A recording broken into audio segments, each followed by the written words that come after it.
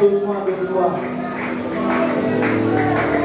Tu es cette aide qui vient nous secourir face à nos faiblesses et à tous les défis de la vie.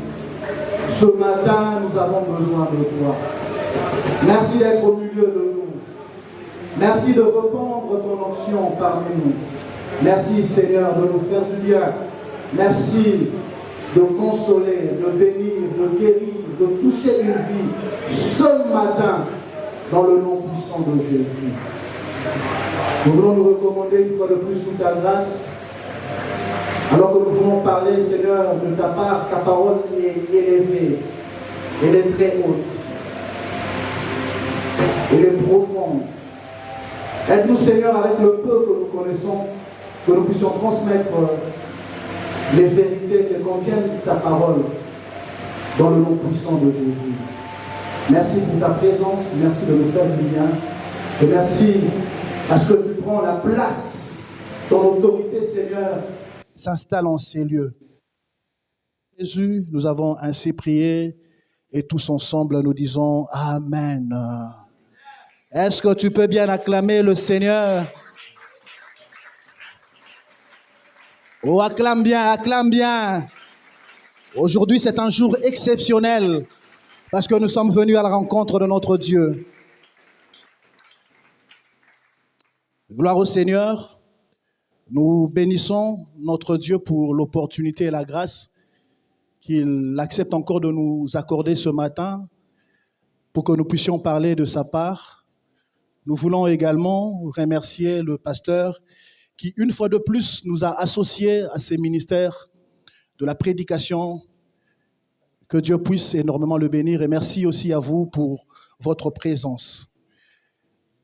Le thème que j'aimerais vous proposer ce matin, c'est celui-ci. Recevoir la puissance du Saint-Esprit pour témoigner de Christ. Recevoir la puissance du Saint-Esprit pour témoigner de Christ. Nous allons lire ce texte que nous connaissons, Acte 1, le verset 8. Acte 1, le verset 8.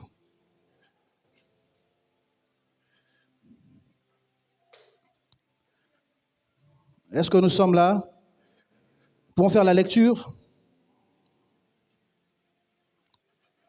Mais vous recevrez une puissance, le Saint-Esprit survenant sur vous, et vous serez mes témoins à Jérusalem, dans toute la Judée, dans la Samarie et jusqu'aux extrémités de la terre. Amen. Bien-aimés, nous sommes dans un monde où les gens recherchent la puissance. Un monde où c'est le puissant qui domine le faible. Un monde où, même dans le concert de nations, nous voyons que les nations puissantes dominent ceux qui sont faibles. Et l'homme est à la recherche de la puissance. Les nations veulent être puissants militairement, économiquement. Les nations veulent s'affirmer. Et la guerre russo-ukrainienne nous en dit plus par rapport à cela. Les gens veulent s'affirmer. Et ce passage que nous venons de lire nous parle de la toute dernière conversation de Jésus avec ce disciple après sa résurrection. Il s'agit donc de son discours, le tout dernier avant son ascension. Alors qu'ils étaient ensemble autour d'un repas, il recommande à ses disciples de ne pas s'éloigner de Jérusalem, mais d'attendre la promesse du Père, le don qu'il les avait annoncé. Et au verset 8, nous voyons que Jésus martèle sur cette vérité en disant, j'aimerais le lire avec la version de la Bible français courant, mais vous recevrez une force. Quand le Saint-Esprit descendra sur vous, vous serez alors mes témoins. Nous voyons qu'il y a une conséquence, un corollaire, une résultante. Il dit, vous ne pouvez être puissant, vous ne pouvez manifester de la force que si le Saint-Esprit descend sur vous. Et cette puissance dont le Seigneur est en train de parler est différente de la puissance du monde. Car la puissance du monde, elle est là pour tyranniser les autres, pour dominer. Mais le Seigneur, donne la puissance à ses disciples, le revêtement que le Saint-Esprit va leur accorder pour un but précis. Il dit, mais vous recevrez une force. Quand le Saint-Esprit descendra sur vous, vous serez alors mes témoins à Jérusalem, dans toute la Judée et la Samarie, jusqu'au bout du monde. Et pour tout lecteur avisé de la Bible, le livre des Actes est la deuxième partie d'un ouvrage unique, dont la première partie est l'évangile de Luc. Ces deux livres ont le même auteur, Luc, médecin de son état, et Théophile, qui veut dire ami de Dieu, un richissime chrétien de la ville d'Antioche. Et si dans sa première partie, Luc se limitait au temps de la vie terrestre de Jésus, dans la seconde, la présence du Christ parmi les disciples change de nature. On ne le verra plus avec les yeux du corps.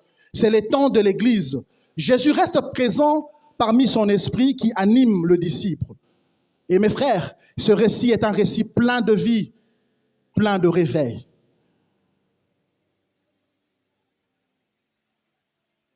Mes frères et sœurs, tout chrétien revêtu de la puissance du Saint-Esprit est appelé à témoigner efficacement du Christ. Tout chrétien qui est revêtu de la puissance du Saint-Esprit est appelé à témoigner de Christ. Le disciple avait reçu la puissance pour témoigner de Jésus face aux trois pouvoirs. Il y avait trois pouvoirs que le disciple devait faire face. Ces pouvoirs, le Seigneur les avait aussi affrontés.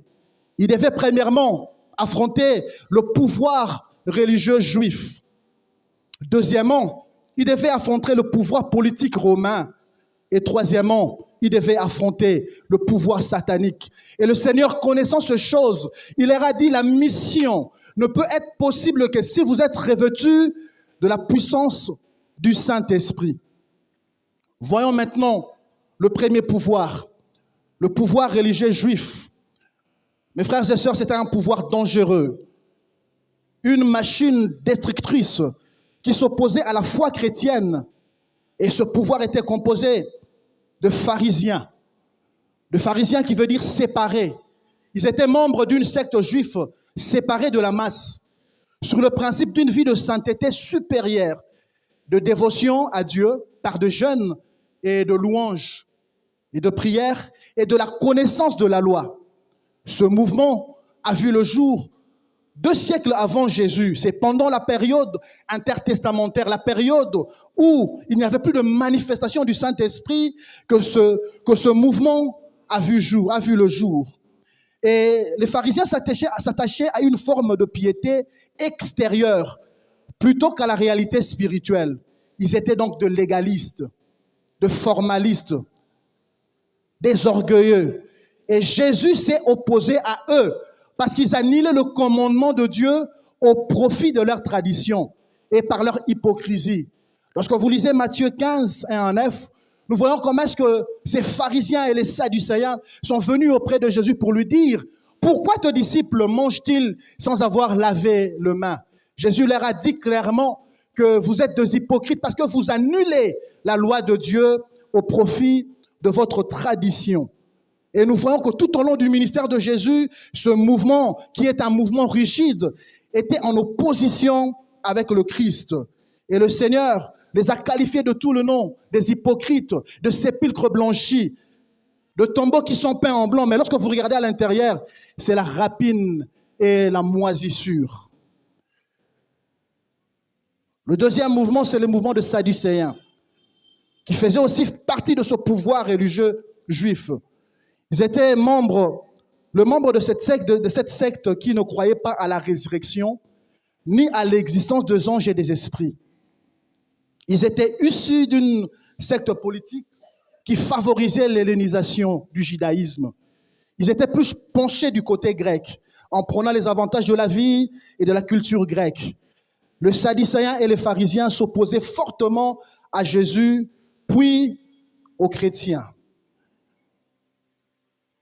Troisièmement, dans ce pouvoir religieux juif, il y avait également le sacrificateur. Ils étaient issus de la tribu de Lévi, de la famille d'Aaron. Ils étaient des intermédiaires entre Dieu et les hommes. Pour offrir de sacrifices, ils avaient à leur tête un souverain sacrificateur. À côté d'eux, il y avait aussi des scribes, étudiants de la loi et enseignaient le peuple juif. Ils faisaient la même fonction que de juristes. Ils sont souvent associés aux anciens, aux pharisiens et aux principaux sacrificateurs dans leur haine contre Jésus et contre ce disciple. Enfin, pour terminer, il y avait le Sanhédrin. Le Sanhédrin était donc un conseil judiciaire suprême de la nation juive. Siégeant à Jérusalem, c'était une sorte de tribunal suprême de juifs. Il était composé de 70 membres, plus le souverain sacrificateur, au total 71. D'autres disent 70, d'autres disent 71. Ils étaient choisis parmi les principaux sacrificateurs. Il y avait, dans les Sanhédrins, il y avait des scribes, les anciens de juifs. Et il était présidé par un souverain sacrificateur. Les Sanhédrins n'avaient pas le droit de prononcer la peine de mort. C'était la prérogative du gouvernement romain. Vous allez voir que lorsque Pilate est venu auprès du Sanhédrin, il leur a dit, jugez Jésus vous-même. Ils leur ont dit, nous n'avons pas le droit de tuer. Nous n'avons pas le droit de tuer. Et c'est pour cela que Jésus a été jugé par Pilate. Parmi les membres qui composaient ces conseils, il y avait de pharisiens, mais aussi de sadducéens. Jésus lui-même, pendant son ministère terrestre, avait fait face à ce pouvoir religieux. Jésus a affronté le pharisien, il a eu à affronter également le sadducéen, le scribe, le sacrificateur, bref, le Sanhédrin tout entier, car il a été jugé par le Sanhédrin. Et c'est pour cette raison qu'il demande aux disciples d'attendre le revêtement de la puissance. Il ne devait pas commencer l'œuvre comme ça, parce qu'il n'avait pas le revêtement. Il devait être revêtu de la puissance du Saint-Esprit pour affronter ce pouvoir. Sans cela, il ne pouvait pas témoigner de lui. Et témoigner, c'est les propos certifiés d'une personne qui a vu par ses yeux ou qui a entendu par ses oreilles un événement. Et le disciple devait témoigner de Jésus. Mais le mot témoin ici, dans sa source grecque, veut aussi dire martyr. Il devait témoigner de Jésus, mais aussi il devait souffrir en tant que martyr. Nous allons le voir un peu plus loin. Mes frères et sœurs, Pierre et Jean vont faire face à cette machine destructrice dans Acte 3. La Bible déclare, alors que le Saint-Esprit était descendu, Pierre et Jean étaient partis au temple à l'heure de la prière. Et alors qu'ils y allaient, la Bible déclare qu'on a mené un homme, un boiteux, qu'on laissait devant le temple pour faire l'aumône. Et alors que Pierre avance et Jean, ce boiteux le voit et il le regarde pour recevoir de quelque chose, Pierre lui a dit, regarde-nous. Il a dit, je n'ai ni or ni argent, mais tout ce que j'ai, c'est le nom de Jésus. Lève-toi. Et la Bible déclare que ses chevilles, ses pieds devinrent fermes et cet homme s'est mis debout. C'était un miracle. Et cet homme a suivi Pierre, même et Jean, jusqu'au temple. C'était un miracle. Je voudrais ici ouvrir une parenthèse. Ce n'est pas dans ma prédication, mais je le sentais fort. Mes frères et sœurs, cet homme était condamné par la religion. La machine religieuse juive ne pouvait pas aider cet homme. Alors qu'il était devant la belle porte du temple, on le laissait là. Le sacrificateur entrait dans le temple. Lui ne devait pas entrer parce qu'il pouvait souiller. Il allait souiller le temple. Cet homme était resté là. Mais j'aime lorsque Pierre et Jean viennent, changent l'histoire de cette personne. Mes frères et sœurs, il y a dans la vie des personnes qui aimeraient vous voir dans la situation où vous êtes. C'est-à-dire en position de faiblesse. Ou de temps en temps, vous venez demander un 20, un 100, un $50, et à la fin, ils disent, tu vois, je ne comprends pas le frère. Bien qu'il prie, bien qu'il est enfant de Dieu, mais les choses ne marchent pas. Qu'est-ce qui se passe? Je pense qu'on doit jeûner pour lui. En réalité, lorsque vous suivez, ils ne disent pas cela parce qu'ils ont pitié de toi, mais ils sont en train de se moquer de toi. Il y a des gens qui veulent vous voir dans une situation où vous ne pouvez pas avancer. Mais j'aime, alors que Pierre et Jean sont venus, cet homme a été mis debout. Alors qu'il était interdit d'entrer dans les temples, cet homme est entré dans les temples. J'aimerais dire à quelqu'un, là où les gens t'ont limité à ne pas entrer, avec Dieu tu peux entrer. C'est une erreur de croire que parce que j'ai eu le boulot avant les autres personnes, que je suis le plus intelligent. Non, tu as seulement l'avantage. Tu as seulement l'avantage d'être le premier. Une erreur de croire que parce que je me suis marié, le mariage sont finis. J'aimerais dire à quelqu'un, les gens vont encore se marier. Oh, j'aimerais dire à quelqu'un que les visas pour Dubaï sont encore disponibles. J'aimerais dire à quelqu'un, là où les gens disent que tu ne peux pas aller, les hommes avaient arrêté un standard, mais avec Dieu, tu peux entrer. Cet homme est entré dans le temple. Et la Bible dit qu'il ne quittait pas Pierre, qu'il ne quittait pas Jean. Et les gens ont remarqué véritablement, j'ai déjà fermé ma parenthèse, que cet homme était guéri. Un miracle s'est passé. Et les gens sont venus à la portique. Et Pierre a commencé à parler du Seigneur. Oh, mes frères et sœurs, il était revêtu de la puissance. Il a parlé du Seigneur. Et la Bible déclare, alors qu'il parlait du Seigneur, on a vu le sacrificateur, le commandant du temple, les Sadducéens sont venus pour les arrêter.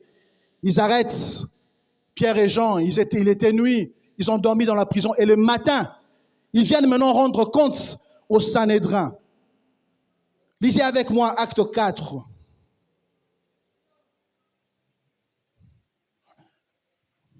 Chapitre 7.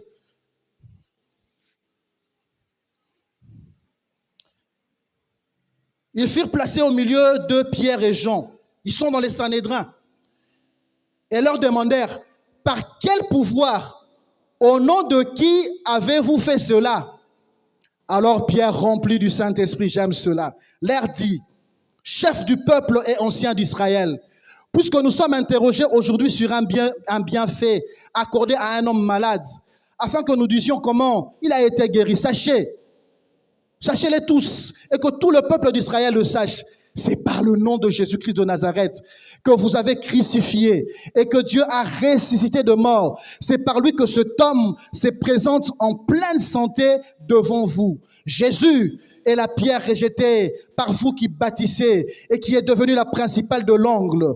Il n'y a de salut en aucun autre nom, car il n'y a sous le ciel aucun autre nom qui ait été donné par les hommes par lesquels nous devions être sauvés. Pierre, mais d'où te vient ce courage? Tu es en train de parler au Sanhédrin, ce conseil supérieur judiciaire qui était caractérisé par des hommes intelligents. Mais j'aime ce que la Bible dit. Pierre, revêtu du Saint-Esprit, il devait être rempli du Saint-Esprit pour affronter cette machine qui est le pouvoir religieux juif. Écoutez ce que la Bible dit. Mais comme il voyait là près d'eux l'homme qui avait été guéri, ils n'avaient rien à répliquer. Tous ces gens, ils leur ordonnèrent de sortir du Sanhédrin et ils délibèrent entre eux, disant, que ferons-nous de ces hommes? Car il est manifeste pour tous les habitants de Jérusalem qu'un miracle signalé a été accompli par eux. Et nous ne pouvons pas le nier. Mais afin que la chose ne se répande pas davantage parmi le peuple, défendons-leur avec menace de parler désormais à qui que ce soit de ce nom-là. Et les ayant appelés, ils leur défendirent absolument de parler et d'enseigner au nom de Jésus. Pierre et Jean leur répondirent, jugez s'il est juste devant Dieu de vous obéir plutôt qu'à Dieu, car nous ne pouvons ne pas parler de ce que nous avons vu et entendu.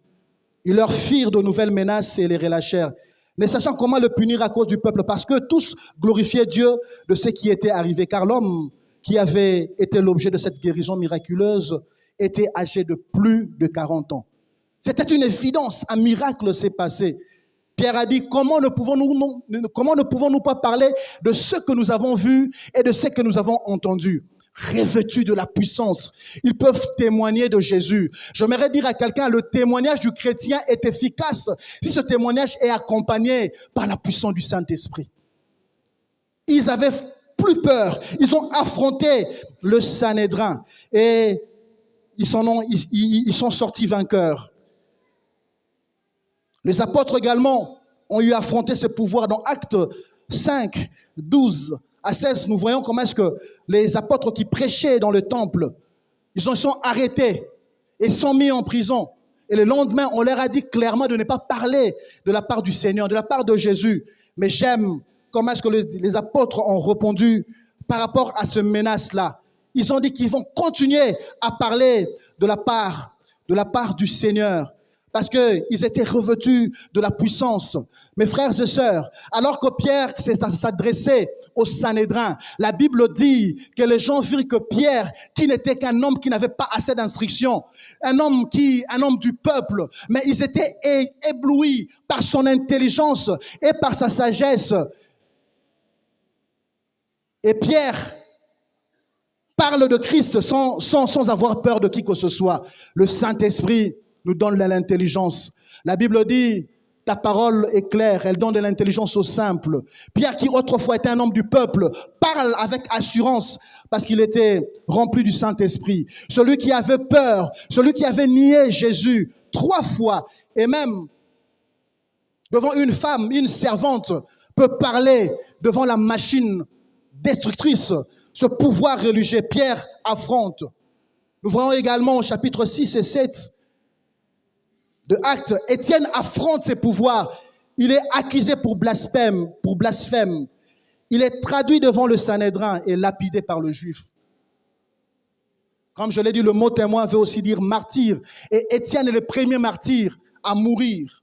Qu'est dire de Paul et des autres qui ont fait face à ce pouvoir?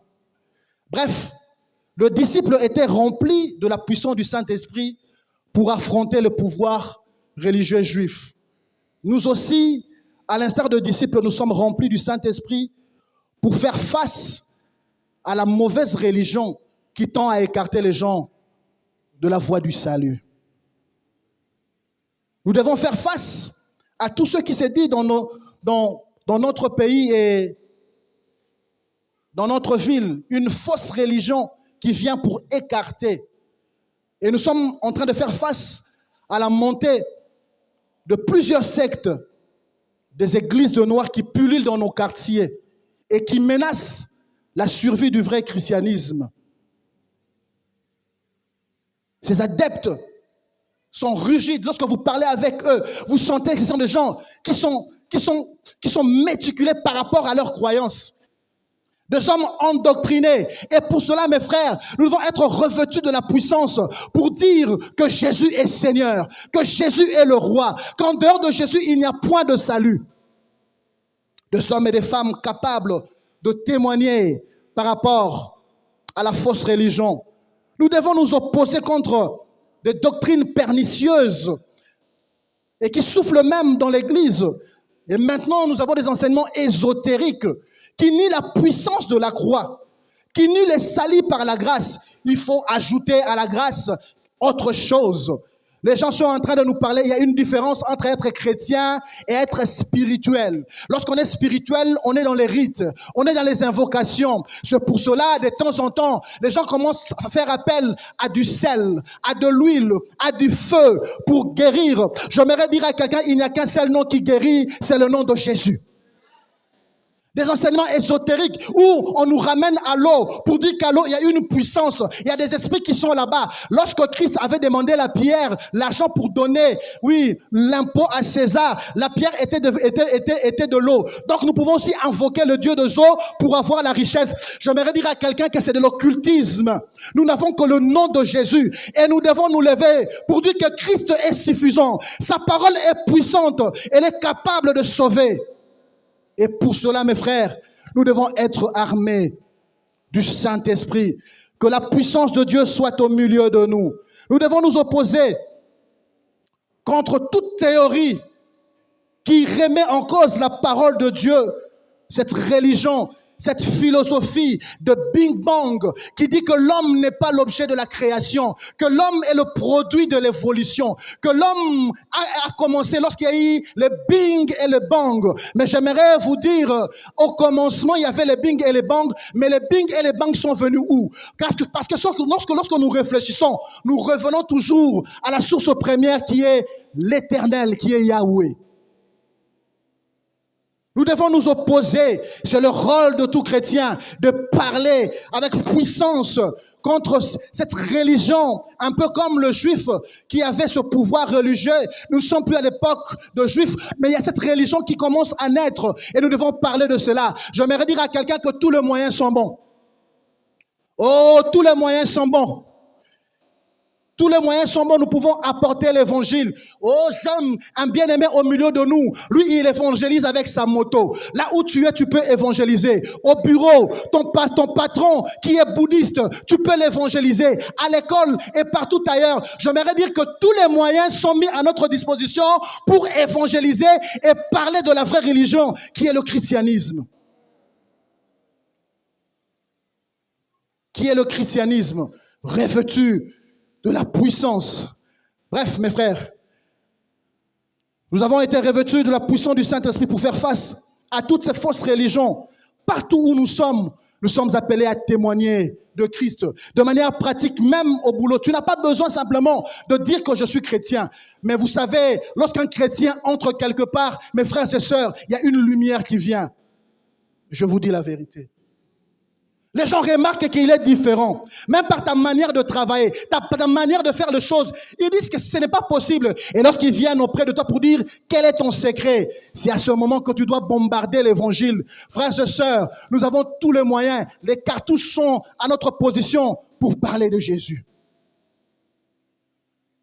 Premièrement, comme je l'ai dit, il devait affronter le pouvoir religieux juif. Deuxièmement, il devait aussi être revêtu de la puissance pour affronter le pouvoir politique romain. Ce pouvoir était un pouvoir dictatorial, une machine tueuse, un pouvoir despote. Ce pouvoir n'admettait pas une autre autorité que celle de César, l'empereur romain. Et cet empereur était considéré comme Dieu. Rappelez-vous, mes frères, que Christ est venu dans un contexte de domination de l'Empire romain. C'est pour cela que ce contemporain attendait un Messie providentiel. Un roi qui devait venir leur délivrer de l'oppression romaine. Ils attendaient un homme providentiel, un seigneur de guerre. C'est dans ce contexte de domination que Jésus est venu. Et à la porte de Christ, on nous dit que c'est Auguste César qui régnait à Rome. Il était à Rome, il régnait sur l'Empire. Et en Judée, il y avait Hérode le Grand qui régnait. On l'appelait aussi de fois le roi de Juifs. Et Jésus, alors qu'il était qu'un bébé, a été menacé par ce pouvoir.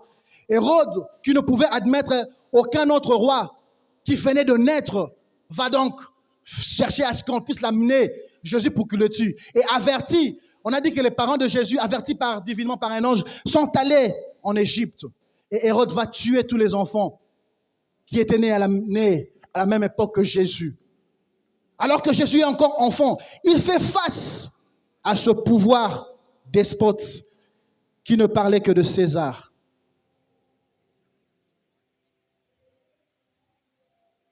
Ce même pouvoir a tué Jean-Baptiste. Hérode, qui avait épousé Hérodias, femme de son frère Philippe. Et nous connaissons l'histoire, Jean-Baptiste a été décapité. Jacques également tué par ce même pouvoir. Le Seigneur savait que si le disciple n'était pas rempli du Saint-Esprit, il n'allait pas faire face à cette machine politique romaine. Il devait être rempli du Saint-Esprit. Nous voyons comment le Juif affirme, lorsqu'il veut livrer Jésus auprès de Pilate, il dit ceci: nous n'avons de roi que César. Il disait cela pour qu'il puisse avoir l'assentiment de Pilate, afin que Pilate puisse condamner Jésus. En réalité, ils ont renié leur Seigneur. Et César était comme un Dieu. Christ, ayant fait face à ce pouvoir, demande également aux disciples d'être revêtus de la puissance, parce que dans peu de temps, ils allaient affronter le pouvoir politique romain. Et il avait totalement raison. Nous savons comment est-ce que les disciples sont morts, Pierre et les autres. Mais l'histoire nous apprend qu'au IIIe siècle, après Jésus, les chrétiens de l'Empire romain sont persécutés, car ils rejettent la religion romaine, notamment le culte impérial, culte qui était rendu à l'honneur de César, considéré comme un dieu. Et c'est ce qui a créé un mécontentement. Les Romains s'inquiétaient. On reprochait aux Juifs leur monothéisme. Ils devaient prier et prier les dieux de Romains et aussi adorer César comme Seigneur, comme roi. Et cette mise à l'écart volontaire de la part de chrétiens semble miner la cohésion de la civilisation traditionnelle de l'Empire, qui reposait en grande partie sur le respect du culte de dieux ancestraux et sur le culte de l'empereur et sur l'acceptation de valeurs communes. Les chrétiens sont alors tués, livrés aux fauves.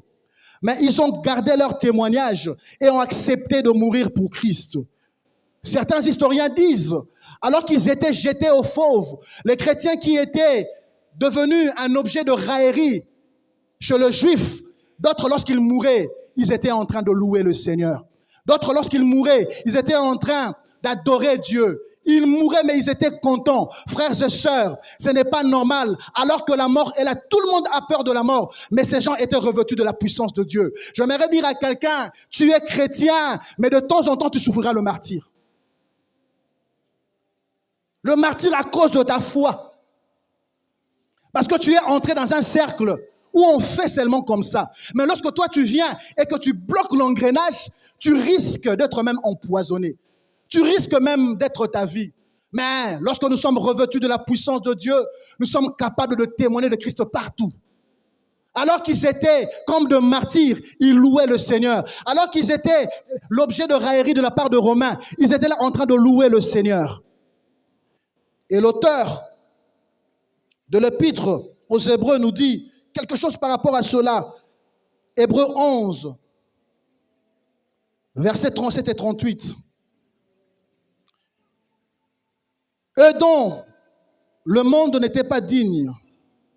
37. Ils furent lapidés. Ça, c'est à cause de leur foi. Ici, l'auteur est en train de parler des héros de la foi. Il parle aussi de cette catégorie de personnes. À cause de leur foi, ils furent lapidés, sciés, torturés. Ils moururent, tués par l'épée. Ils allèrent ça et là, vêtus de peau de brebis et de peau de chèvre, dénués de tout, persécutés, maltraités, et dont le monde n'était pas digne, étant dans les déserts, le montagne, dans les cavernes et les antres de la terre. La Bible nous montre que ces gens ont subi le martyre. Comme je l'ai dit, témoin veut aussi dire martyr. Mes frères et sœurs, à cause de notre foi, nous serons aussi martyrisés. Mais ce que j'aime, ces gens, parce qu'ils étaient remplis du Saint-Esprit, ils étaient dans la joie lorsqu'ils mouraient. Et la politique veut maintenant nous amener une autre religion. La politique actuelle veut maintenant uniformiser les choses. Et un homme d'État, un président de l'URSS, l'ancienne Union soviétique, s'appelle Mikhail Gorbatchev, qui a régné de 1985 à 1991, qui a apporté la politique, qui a apporté la perestroïka avec sa politique de glasnost, qui veut dire transparence. Il va écrire un ouvrage pour dire que la source du conflit dans le monde, il y a 3 sources. Il a parlé de l'économie, qui est une source où il y a eu de guerre. Et pour cela, on doit avoir une seule monnaie. Il parle de la politique, qui est aussi une source de conflit. Il dit on doit avoir un seul président qui dirige le monde. Mais il parle aussi de la religion. Nous connaissons avec l'histoire comment est-ce que l'Église a été l'objet de martyrs, et même l'Église a martyrisé d'autres personnes. Il dit on doit avoir une seule religion. Et automatiquement, nous voyons qu'il y a comme un nouvel ordre qui commence à se créer. Déjà en 1985, cet homme a écrit ces choses.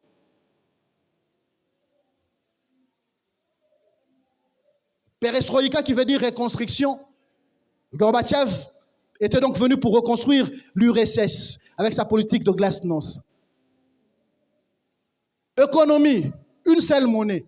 Politique, un seul dirigeant. Et la religion, une seule religion. Et de plus en plus, la politique est en train de nous imposer des choses qui entrent dans l'Église. Aujourd'hui, à cause de la politique, l'Église commence à autoriser les mariages homosexuels. Les homosexuels, le mouvement LGD est en train de prendre de l'ampleur. Les gays se marient maintenant à l'église. Frères et sœurs, par rapport à toutes ces dérives, il faut qu'il y ait des hommes et des femmes remplis du Saint-Esprit et qui disent ces choses n'arriveront pas à l'église. Ces choses n'arriveront pas à l'église. Et j'ai aimé par rapport à l'autorité, une autorité de cette religion qui a dit qu'on peut bénir. Mais j'aime certaines églises africaines qui ont dit pas question. Frères et sœurs, nous sommes appelés à être remplis du Saint-Esprit pour nous opposer contre de telles choses. L'homme est appelé à se marier à une femme à un homme. Le contraire est un contre-nature. Nous ne devons pas accepter ces choses. Les gens veulent qu'il y ait maintenant une seule religion, que nous puissions réfléchir de la même manière. Et vous entendrez la notion du relativisme. On dit que la vérité n'est pas absolue. C'est-à-dire que chacun a sa vérité. Si c'est que je crois m'amène à une certaine vérité, c'est que c'est bon. Les gens s'insurgent contre l'autorité de la parole de Dieu. J'aimerais dire à quelqu'un que la vérité n'est pas absolue. La vérité est une. La vérité est Jésus. Il a dit, je suis le chemin, la vérité et la vie. Personne ne peut aller au Père que s'il ne passe par moi. Jésus est le chemin par lequel nous avons le salut. Et nous devons être remplis du Saint-Esprit, être fiers de parler de Jésus. Frères et sœurs, lorsque vous regardez toutes ces religions qui parlent de leur foi, ils sont fiers, mais les chrétiens sont en train de cacher ce qu'ils sont. J'aimerais dire à quelqu'un, tu as besoin du revêtement, être rempli du Saint-Esprit pour parler librement de ton Dieu.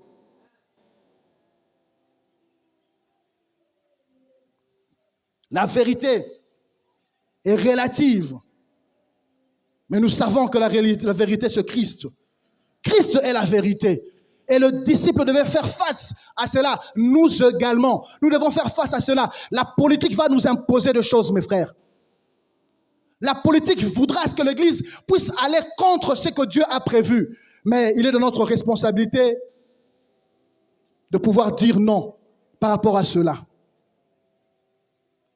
D'autres disent même que toute religion mène à la vérité.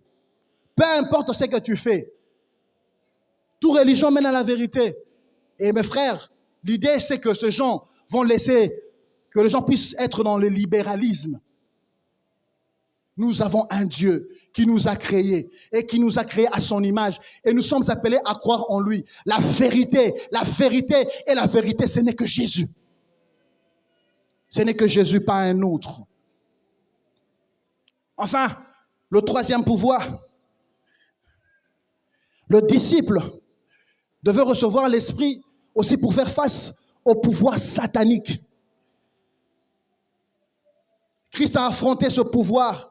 La Bible nous dit dans Matthieu 4 qu'il était conduit dans les déserts pour être tenté. Après 40 jours et 40 nuits, il fut tenté par le diable. Est-ce que nous sommes là? Est-ce que nous sommes là? Il fut tenté par le diable. Le diable n'a pas eu peur de Jésus. Le roi, le Messie, en plus il vient de jeûner, il le tente. À combien plus forte raison? La Bible déclare qu'il est le tentateur. Il est celui qui nous tente véritablement. Et nous sommes appelés, mes frères, à faire face à ce pouvoir satanique.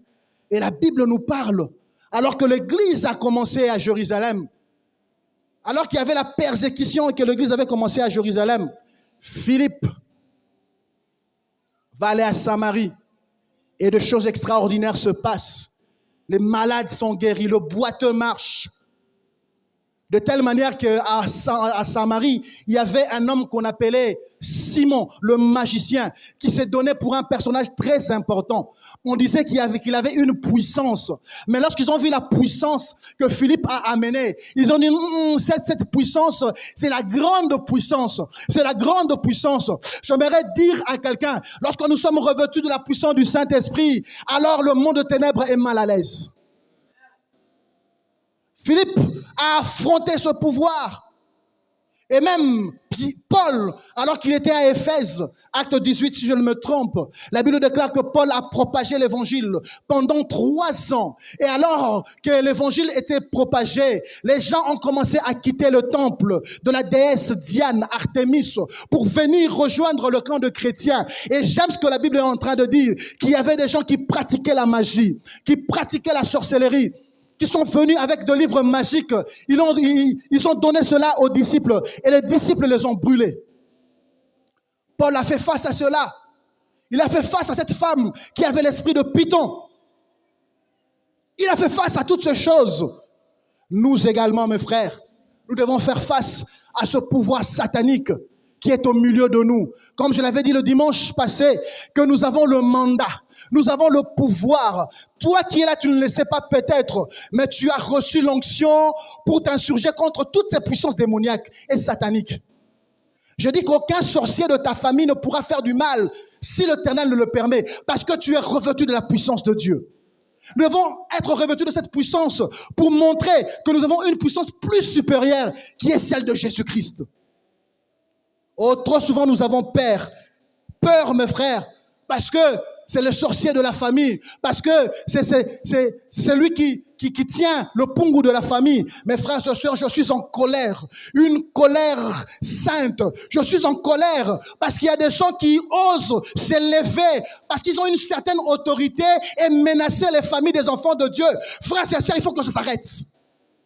Ça doit s'arrêter parce que nous sommes revêtus de la puissance d'en haut, parce que nous sommes revêtus du Saint-Esprit. Mes frères et sœurs, aucune puissance ne pourra nous nuire. Trop souvent, nous donnons de l'avantage au diable. Nous pensons qu'il est le tout-puissant. Nous pensons que si les choses ne marchent pas, c'est parce qu'il y a le diable. C'est parce que le diable est en train de freiner. Oui, mais sont très prises. Mais j'aimerais nous dire, une personne qui est remplie du Saint-Esprit, fait trembler le royaume du ténèbre. Puissions-nous être remplis du Saint-Esprit, mes frères et sœurs. Comme je l'ai dit, je suis en colère. Et tout sorcier qui va s'aviser à menacer ma famille rencontrera le Seigneur. Rencontrera le Seigneur. Mes frères et sœurs, trop c'est trop. On a laissé le temps à tous ces hommes. Ils pensaient qu'ils avaient la supériorité. Oh, nous avons la plus grande puissance. Nous avons la plus grande puissance. Nous sommes revêtus du Saint-Esprit. Aucun esprit mauvais ne peut tenir. Aucun esprit mauvais ne peut tenir.